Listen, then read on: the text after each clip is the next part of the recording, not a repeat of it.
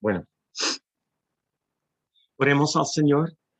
Padre, te damos gracias por tu preciosa palabra y pedimos que nos ayudes a comprenderla un poco más hoy para nuestro beneficio en todo sentido, espiritual como material. En el nombre de Jesús. Amén.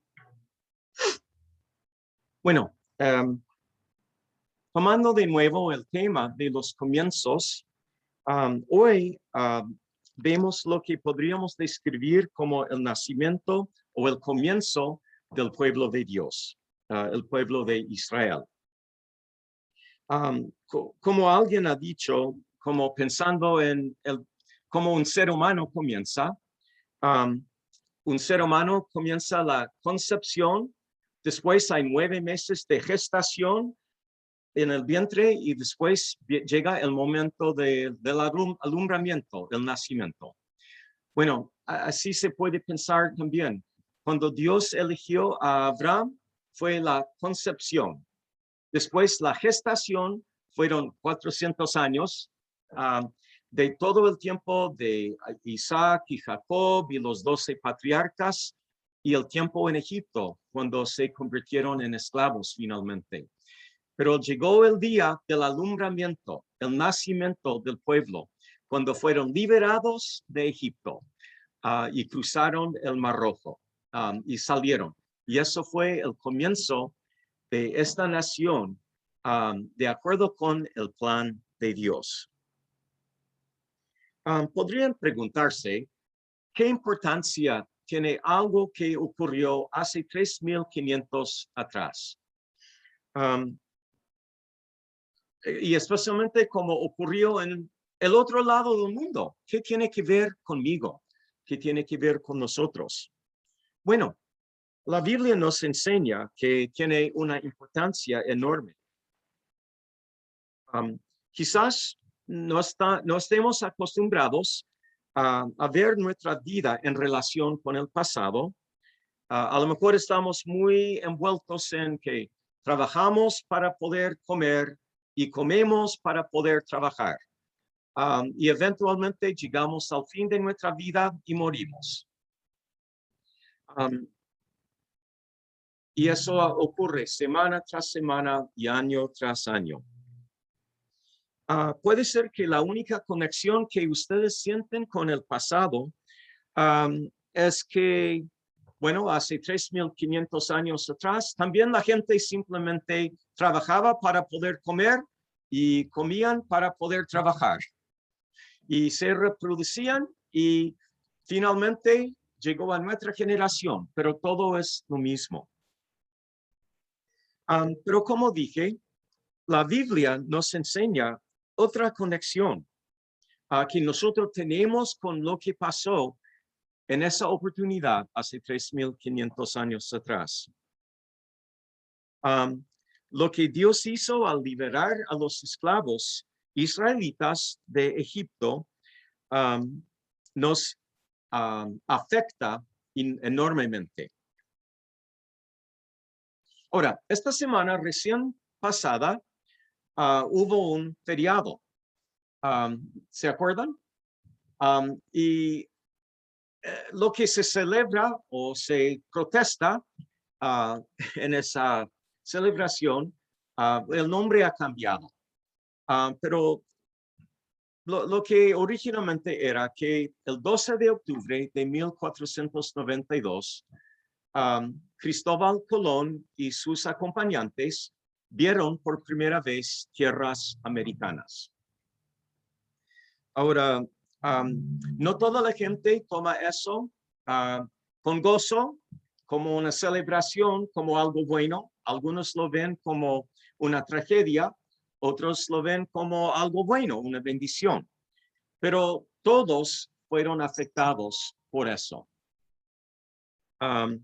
No todos en ese mismo momento, pero eventualmente cada persona que es descendiente de la gente que vivía aquí originalmente en América, cuando Cristóbal Colón y sus hombres encontraron estas tierras,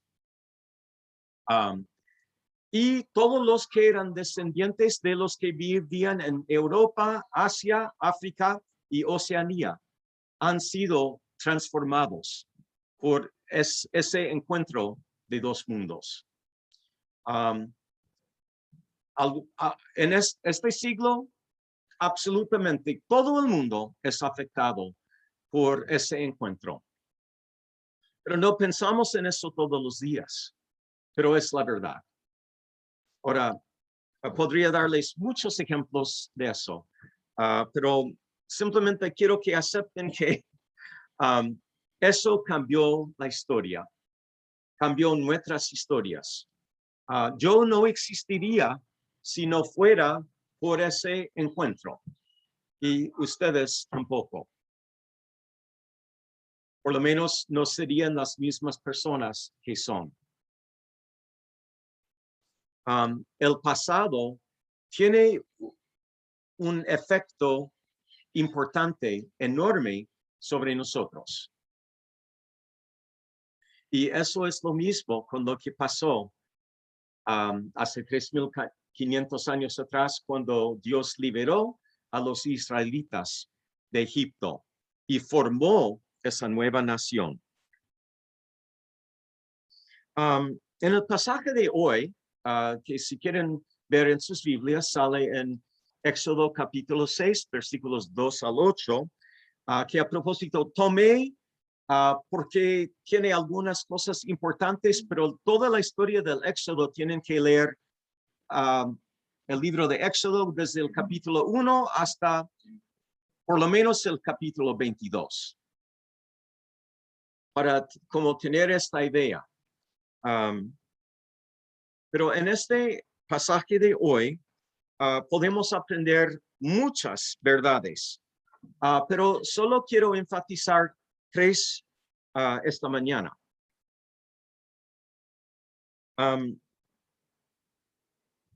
Primero, aprendemos y quiero enfatizar que Dios se revela. Es el Éxodo capítulo 6, comenzando con el versículo 2. Dime la página, por favor, cuando...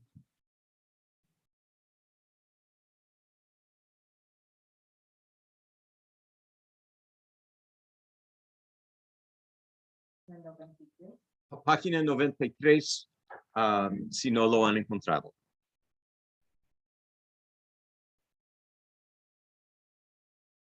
Es necesario que Dios se revele porque a pesar de que somos creados a la imagen y semejanza de Dios y que fuimos creados para caminar con Dios, como aprendimos en capítulos 1 y 2 de Génesis, perdimos ese contacto íntimo con Dios, como vimos en el capítulo 3 de Génesis. Espiritualmente morimos. Estamos muertos en delitos y pecados, Pablo escribió. Y también escribió, somos destituidos de la gloria de Dios. Y la única manera en que podemos conocer a Dios ahora es si Él se revela. Gracias a Dios, Él se ha revelado. Él se dio a conocer. Se dio a conocer a Abraham, a Isaac, a Jacob. Y ahora se ha dado a conocer a Moisés. Se le apareció a Moisés al pie del monte Sinaí.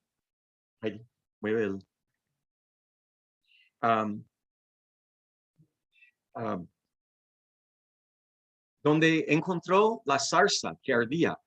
¿Se acuerdan de eso que cantamos muchas veces? Como la zarza quiero arder con su poder.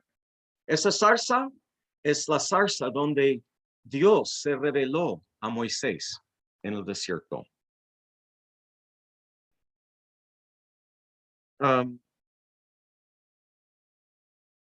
Allí Dios envió a Moisés a Egipto para decirle a Faraón, como cantamos y como vimos en el Salmo, deja ir a mi pueblo. Pero ¿qué pasó? ¿Se acuerdan de la canción o del Salmo? Faraón se endureció y no nos dejó ir. Pero Dios desenvainó su espada, envió 10 plagas, nos dio la libertad. Bueno, ¿qué se ha revelado Dios de sí mismo? Aquí en este pasaje vemos que Dios es omnipotente, es todopoderoso. No hay nada imposible para él. Él también es el gran yo soy. Cuando dice allí, yo me revelé como el Señor es el nombre que a veces decimos Jehová, que significa yo soy.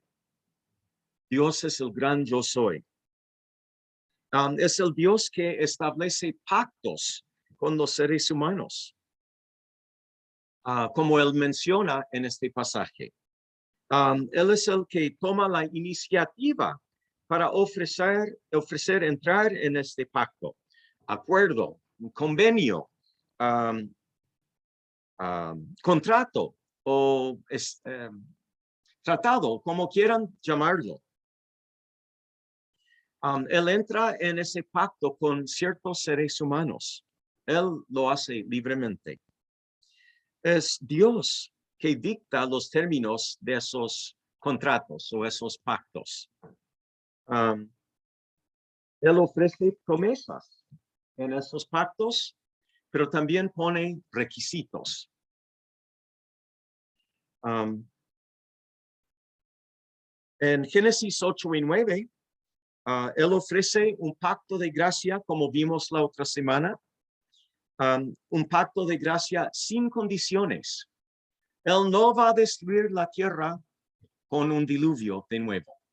Nunca más. No importa lo que haga el hombre, Dios ha hecho un pacto con nosotros. Y con diluvio no va a destruir la tierra. En Génesis 12 y 15 y 17 y 22 y en otros lugares, él promete bendecir a Abraham con descendientes, con tierras y con una relación con él.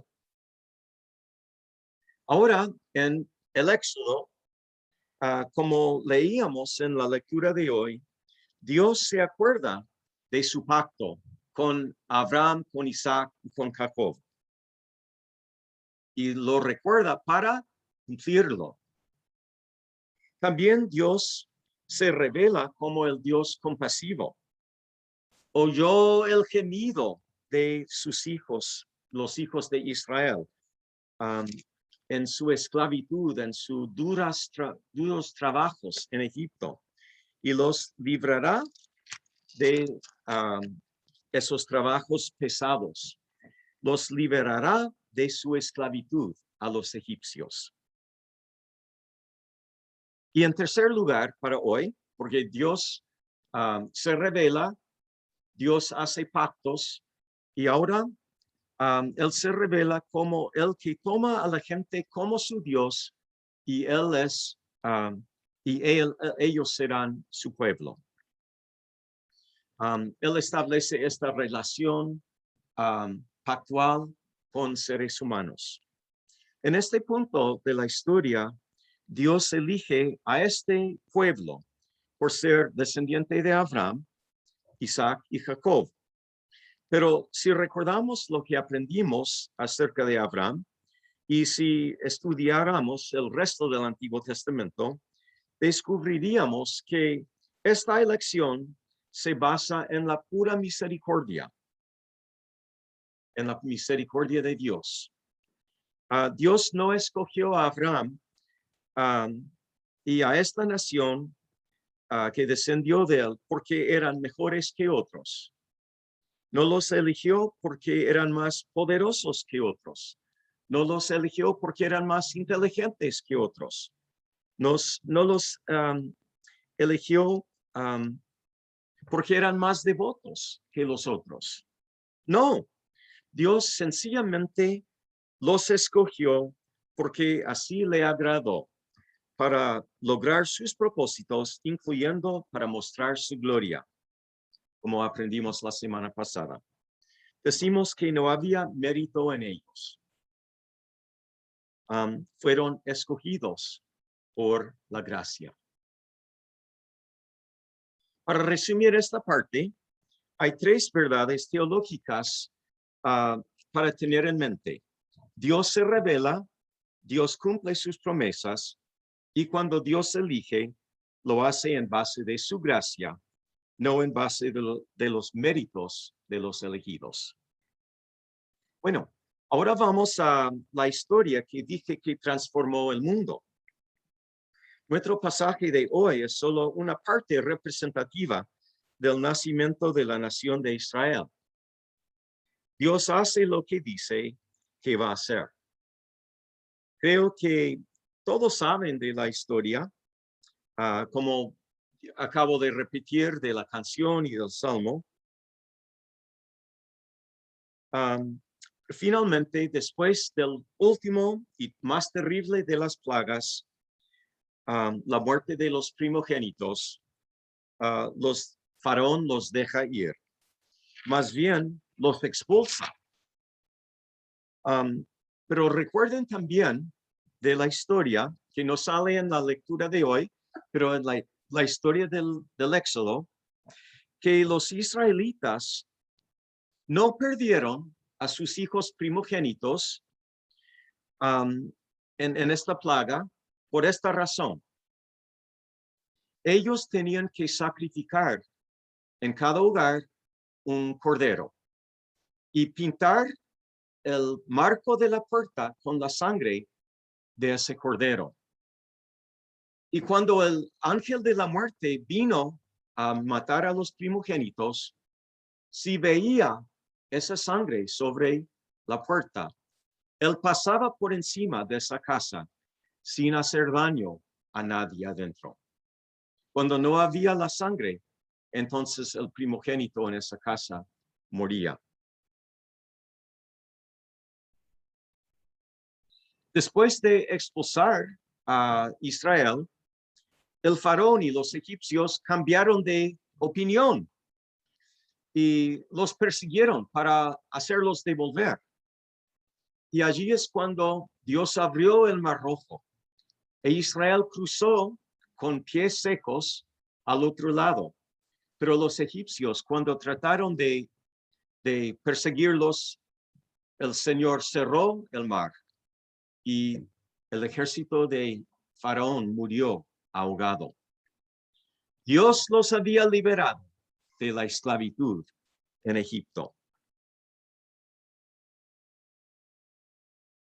Luego los israelitas fueron al monte Sinaí para adorar a Dios,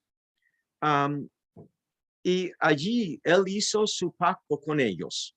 En un sentido, era simplemente la renovación del pacto que había hecho con Abraham y con Isaac y con Jacob en su generación. Pero les dio los 10 mandamientos y el resto de la ley. Esos fueron los requisitos que él puso con ese pacto. Ahora, ¿cómo cambió eso la historia del mundo y cómo cambió nuestra historia? ¿Cómo nos impacta a nosotros? En términos prácticos, una de las maneras es que ha afectado cómo nosotros nos comportamos entre seres humanos, las leyes de los países. Ahora, no quiero decir que todos los pueblos no tienen algún código o algunas reglas de vivir. Generalmente todos están en acuerdo que matar a otra persona es prohibida en ciertas condiciones, aunque a veces ellos permitían, por ejemplo, el sacrificio de hijos o permitían el homicidio contra enemigos o algo así.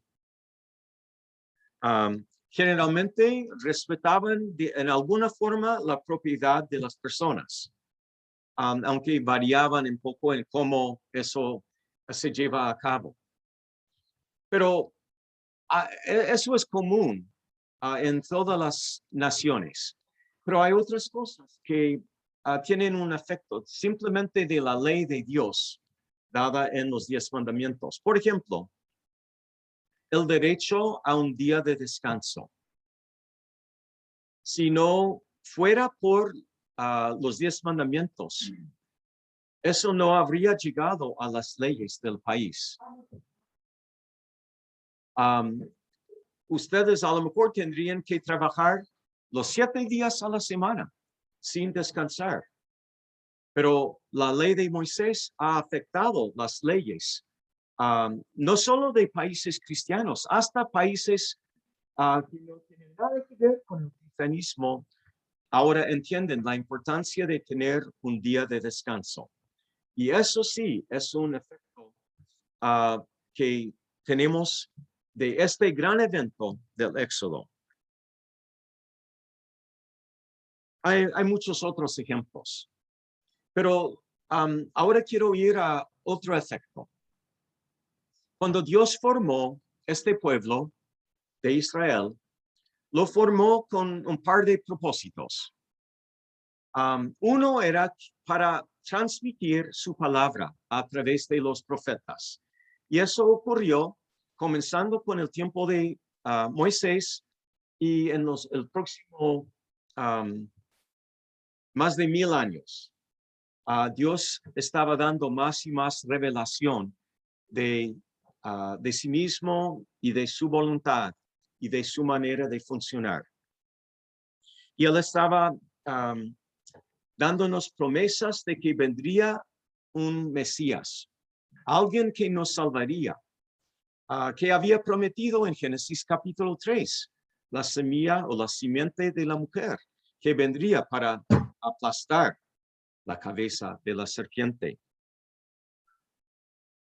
Dios iba revelando más y más información acerca de él y estaba preparando el camino. También no solo en lo que leemos en la Biblia, sino Dios estaba poco a poco eliminando posibles mesías. Al principio podría haber sido cualquier persona del pueblo elegido. Después fue limitado a la tribu de Judá. Después fue limitado a la familia de David. Y en fin, al final llegó Jesús como el cumplimiento de todo esto. Ahora, voy a compartir otra idea con ustedes. A veces hablamos de un patrón o un molde de salvación. Me acuerdo cuando yo era chico, mi mamá cosía. Y ella usaba un molde para hacer como una camisa, una falda o algo así. Y así ella se guiaba cómo llegar a tener la prenda que quería hacer. Bueno, también hablamos de un patrón o un molde de salvación. Y esta salvación que Dios logró en el Éxodo es el molde para la salvación que viene. Primero, Dios actúa.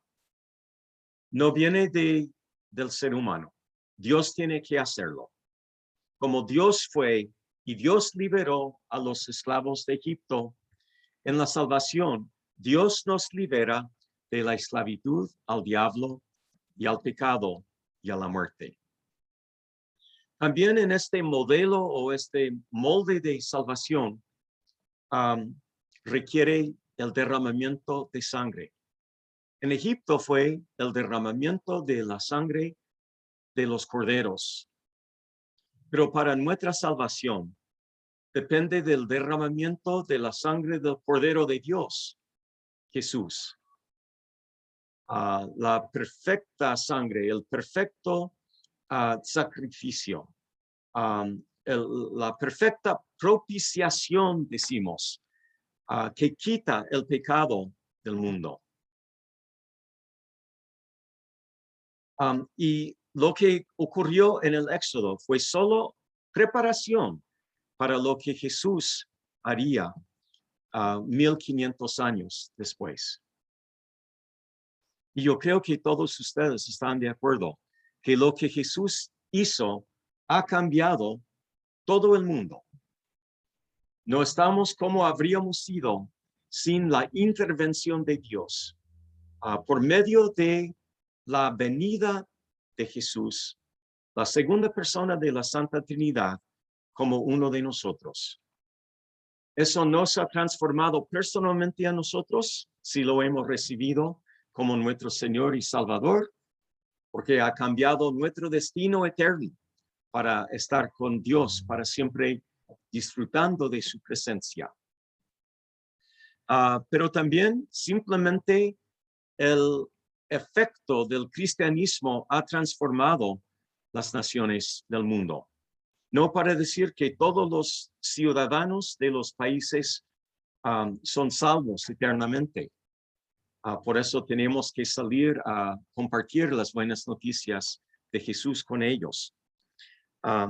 Pero todo el mundo ha sido transformado y será aún más transformado, porque como por medio de Jesús, nosotros también gentiles hemos llegado a formar parte del pueblo de Dios, a pesar de no ser descendientes de Abraham.